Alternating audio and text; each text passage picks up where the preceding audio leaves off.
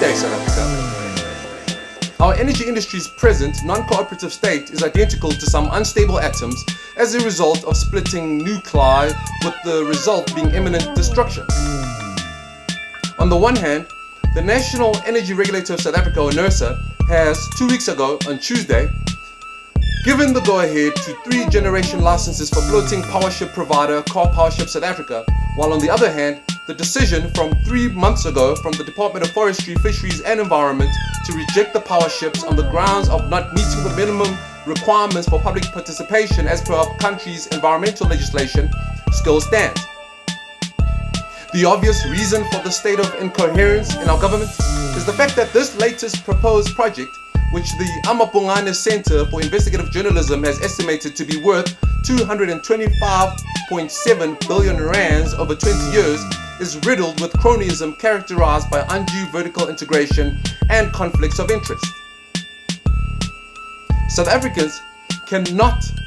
simply allow the electricity grid to be manipulated by a ministerial advisor lawyer's private company whose choice for energy generation is a most expensive, non-renewable, dangerous and non-modern option. What we need now is a solution to the problem of having South Africa's electricity prices rising in the past decade by 175%, with our national power producer Eskom sales decreasing together with the declining demand trajectory rate for state-generated electricity being recorded. The regressive situation in South Africa's energy sector has been perpetuated through the years by Eskom's shortcomings in finding alternative sources of raising funds, as opposed to constant proposals to NERSA to institute tariff increases such as the 2012 proposition for an annual increase of 14.6% for the subsequent 5 years. Although the latest suggestions from our cabinet to utilize these pipped as innovative Karpowership floating power ships are being unduly touted as the next best thing for South Africa, our reference to Eskom's actions from 7 years ago, when they were already using emergency gas turbine power generators, exposes our government's criminality. It is clear that the ruling party's monopolistic approach towards controlling our electricity grid has reached desperate stages where they are unable to innovate and are insisting on proceeding with Eskom's current state of affairs despite this one state-owned national electricity producer business model being disproved in the most developed economies such as the US, Russia and Norway. NERSA's regulator member Nhlanhla Gumete's latest admissions on live radio about granting Karpowership licenses prematurely requires us to launch an investigation on the validity of the other power producing bidder companies which were also granted NERSA's approval during their special symposium. Further supporting this motion is the Electricity Regulation Act No. 4 of 2006, Chapter 2, Section 4B2, as it states that, quote, Section 4, the regulator, B, may, 2, undertake investigations and inquiries into the activities of licensees, unquote. Should this 11.3 billion rands per year Karpowership deal be selected as the deal of choice for South Africa, it would make us this Turkish company's biggest client to date. That, coupled with the fact that our electricity rates are on a slope which makes us the most exorbitant out of all our BRICS partners, seals the South African ratepayer's fate as the most disadvantaged by its own state. Kevin Marler, Member of Parliament and DA Shadow Minister of Mineral Resources and Energy, is attempting to get more accountability from NERSA. Johannesburg's residents are experiencing a water shortage which has resulted in ongoing cuts thereof, leading to various DA ward councillors from Johannesburg South opening a legal case, as even some schools were forced to shut down. This all-important element of existence has been given the level of priority it deserves by our civic officials such as the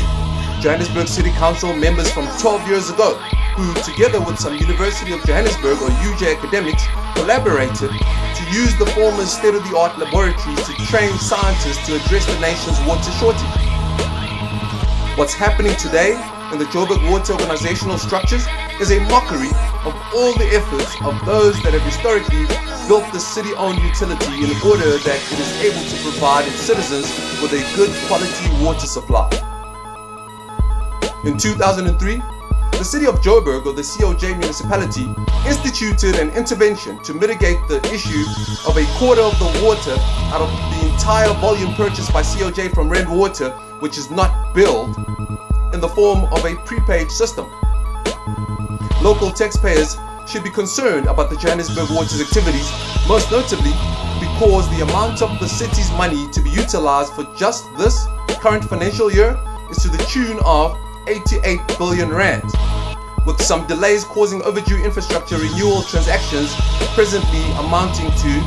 20.4 billion rand. We cannot accept unscrupulous staff recruitment scams in this public entity, which has so much ratepayers' monies in its budget, while additionally the utility is finding it difficult to meet the demand of water by its population and consequently applying water restrictions. Minister of Water and Sanitation, Senzo Mkhulu, has to intervene in the latest corruption-riddled hiring process reported at Johannesburg Water, as is clearly stated on the Water Services Act number 108 of 1997's Chapter 7, Section 61, subsection 1G, in that, quote, the minister may make regulations relating to G, the appointment of staff by a Water Services Committee, their conditions of service and remuneration, unquote. Similar baseless behavior was exposed 3 years ago at the Imfuleni municipality in Gauteng by then DA-Team 1 SA spokesperson on access to jobs, Jordan Hill Lewis, where unsuspecting matriculants were lured with, quote, internships, unquote, which promised salaries of 7,000 rands offered at this municipality. Interested applicants were subsequently told that in order to secure being hired, they'd have to have sexual intercourse with local ANC officials.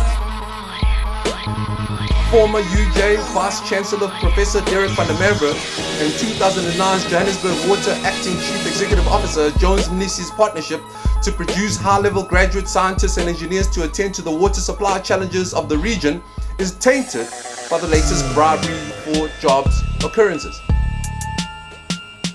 There are parallels with the ANC councillor in Itsoseng in the northwest, who used to charge prospects 100 rands for an extended public works program or EPWP job. Mpho Phalatse, DA mayoral candidate for the COJ, is engaging the Group Forensics Investigation Services, or the GFIS, in order to have them investigate some whistleblowers' allegations with regards to a cash for jobs syndicate at Johannesburg Water. Thank you.